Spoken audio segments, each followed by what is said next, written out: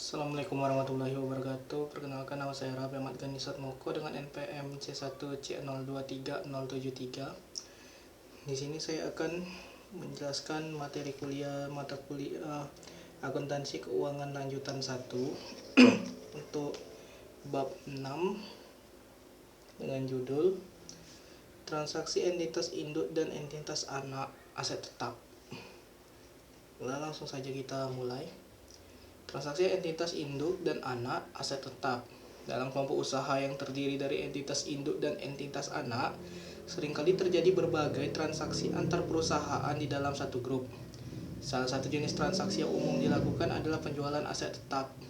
Secara hukum dan pencatatan individual, transaksi tersebut sah dan dicatat sebagai penjualan biasa, di mana pihak penjual mengakui laba atau rugi, sedangkan pihak pembeli mencatat aset baru berdasarkan harga perolehan transaksi. Namun dalam konteks laporan keuangan konsolidasian, kelompok usaha dipandang sebagai satu entitas ekonomi tunggal. Oleh karena itu, transaksi antar entitas dalam grup tidak boleh menimbulkan laba atau rugi yang diakui secara konsolidasi karena laba tersebut belum benar-benar terrealisasi kepada pihak eksternal. Untuk itulah diperlukan proses eliminasi dalam laporan konsolidasi agar informasi keuangan yang disajikan tetap mencerminkan keadaan sebenarnya dari grup secara keseluruhan. Baiklah, kita masuk ke subbab pada bab 6 ini. Yang pertama adalah transaksi penjualan aset tetap. Ketika terjadi penjualan aset tetap antar entitas induk dan anak, baik dalam arah induk ke anak atau disebut transaksi hilir, maupun anak ke induk atau transaksi hulu, setiap entitas tetap mencatat transaksi tersebut secara normal dalam laporan keuangan masing-masing. Pihak penjual akan menghapus aset dari pembukuannya dan mengakui laba atau rugi penjualan, sementara pihak pembeli mencatat aset tetap baru sebesar harga perolehannya, dan jika aset tersebut dapat disusutkan, maka mulai menyusutkannya sesuai umur manfaat. Namun dalam laporan konsolidasi, seluruh laba atau rugi hasil transaksi internal tersebut harus dieliminasi karena belum terjadi realisasi dari sudut pandang grup secara keseluruhan.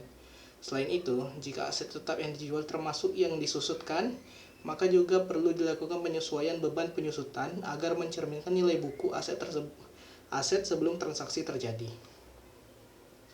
Berikutnya yaitu transaksi penjualan aset tetap tidak disusutkan. Aset tetap yang tidak disusutkan biasanya berupa tanah. Karena tanah tidak mengalami penurunan nilai akibat pemakaian, maka tidak ada penyusutan yang harus diperhitungkan sebagai transaksi terjadi. Transaksi penjualan tanah antar entitas induk dan anak hanya berdampak pada pengakuan laba atau rugi penjualan pada pihak penjual dan pengakuan aset baru pada pihak pembeli. Namun dari perspektif kelompok usaha, laba tersebut belum tentu benar-benar terrealisasi karena aset tanah masih berada dalam penguasaan grup. Oleh karena itu, dalam laporan keuangan konsolidasian, laba tersebut harus dieliminasi dan nilai tanah harus dikembalikan ke nilai buku sebelum terjadi transaksi.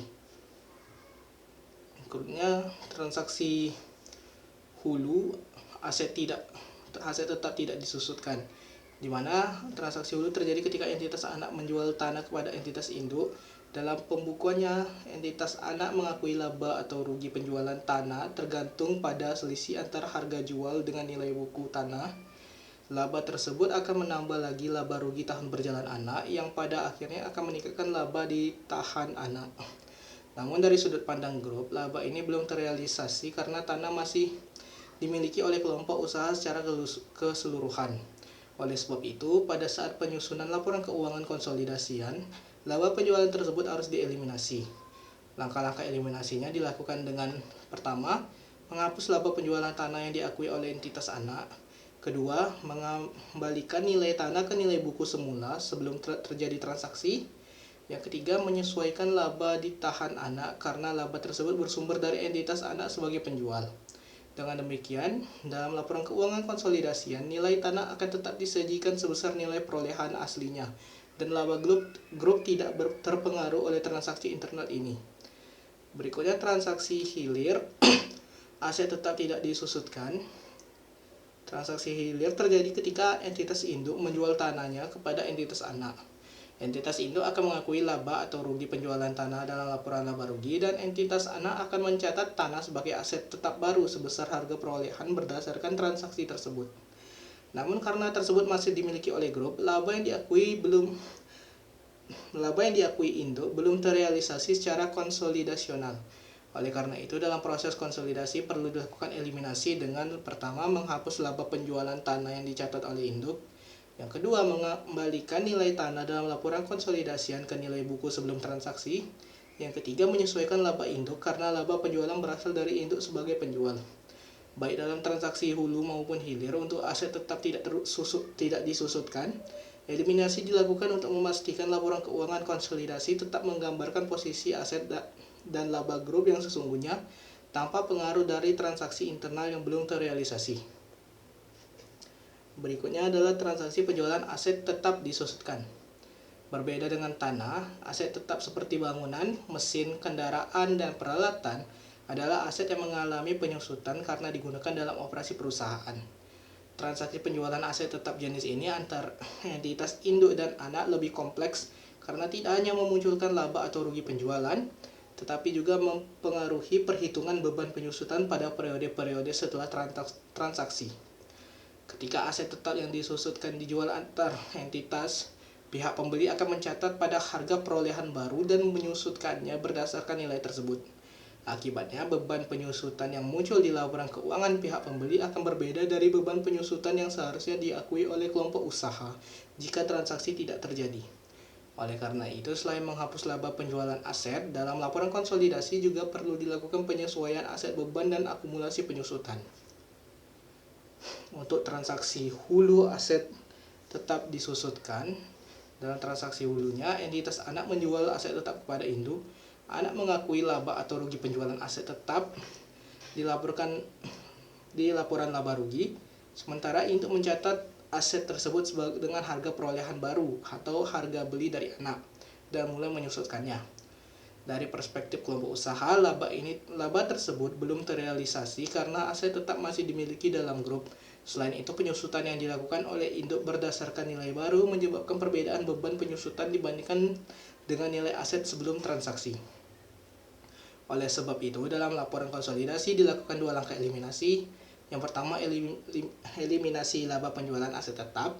Ini menghapus laba yang diakui anak dan mengembalikan nilai aset ke nilai buku sebelum transaksi. Yang kedua, penyesuaian beban penyusutan. Ini mengoreksi beban penyusutan agar sesuai dengan nilai buku aset sebelum transaksi.